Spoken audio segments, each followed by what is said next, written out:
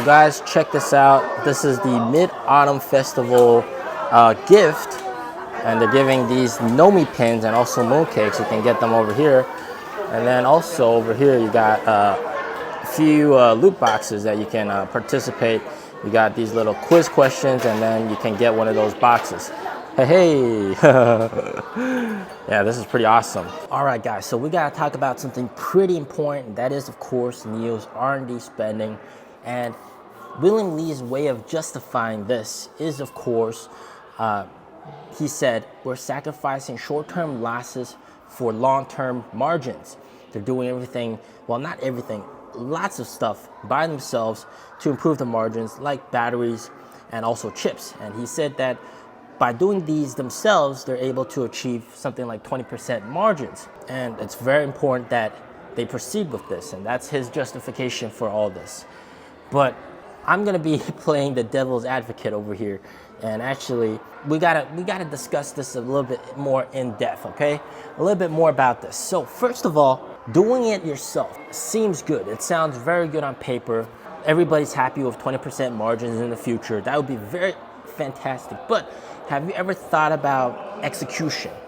Can you actually execute and deliver on the R&D spending that you're doing? So this is my big question, because one perfect example of this is the 150 kilowatt hour battery pack. They promised that that was going to come out at the end of 2022. They spent a ton of money on it, ton of research on it. It did not come at the end of 2022. All right, maybe early 2023, still no news about that. And then maybe Q3 of 2023, nope, still nothing about the 150 kilowatt hour battery pack. They're spending so much money. Are they delivering the results? Maybe, all right.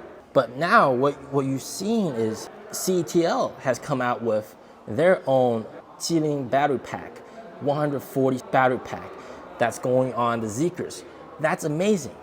But wait a sec, NIO was the first one to announce the 150 kilowatt hour battery pack, but CATL has already gotten there before them. So what's the deal here, guys? And this brings me to the question of, by doing them themselves, now you've entered the territory of having to compete with the other guys, with the big boys. Have you ever thought about that? Doing it yourself, nice, but you have to ensure that your product, the thing that you're doing by yourself, is better than the other guys. You have to ensure that your battery at 150 kilowatt hour is better than the CATL battery pack. Otherwise, why even do it yourself, right? Sure, it might be cheaper.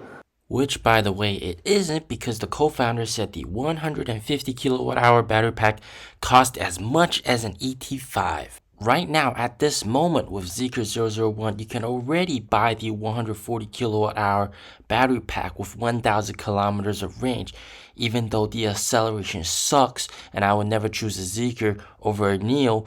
But, I mean, the price isn't that crazy. At least it's not double the car's price. I mean, taking the co-founder's statement for what it's worth, if we were to double ET5's price, that comes out to 596,000 RMB for the ET5 with the 150 kilowatt hour battery pack. Which one would customers choose? I mean, a 10 kilowatt hour difference isn't worth 224,000 RMB. It sounds like I'm trying to make NIO look bad. No, I just don't want NIO to waste money. Spend a ton of money, resource, and time on a thing that at the end of it is actually more expensive than what the market is offering. But the money you spent on developing this battery might be better used to get a good deal with CATL to just buy those batteries. You see where I'm going? And it would be fine if you're able to actually deliver on this battery, but right now NIO hasn't even delivered on that battery yet. And then you got chips, all right? The chips inside the car. NIO's building their own chips. LiDAR chip, I guess that's pretty nice. But then also, if you're going to do a general processing chip for the car itself, well, then you gotta compete with the likes of NVIDIA, you gotta compete with the likes of AMD. Are you actually going to be able to deliver a chip that is better than those guys? And most importantly, deliver on this, all right? Not just promise, but deliver on this. So we come back full circle to the statement, sacrificing short-term losses for long-term margins. If you consider all these aspects of having to deliver, all right, and then also having to be able to compete and be better, or at least on par with those other guys. So the LiDAR chip, very good. I mean, absolutely amazing. I can't believe that they're able to pull it off. Cool, but now comes the tough part. You gotta maintain and make it better every year than the competitors. This is like spending a whole lot of money to go on the more difficult route, and you might not know if it even leads you to where you want to go. Are they better off not spending this money at all and protecting against shareholder loss? Don't get me wrong. I think NIO doing it themselves is going to elevate them to the next level. Of course, if you use a generic chip by NVIDIA, everybody else gets to use it.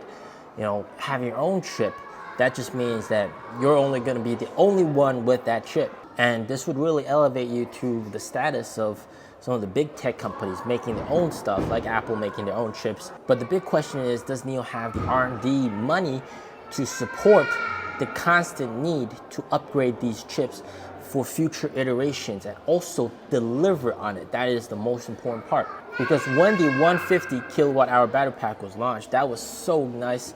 Everybody was so happy about it. 1,000 kilometers of range, absolutely amazing. But right now, they haven't delivered on that promise, and other competitors have already achieved that range with their cars and their batteries. So I guess the big question for you guys, can you guys stomach hundreds of millions in losses in R&D to maintain every iteration of their self-developed chips and all that kind of stuff?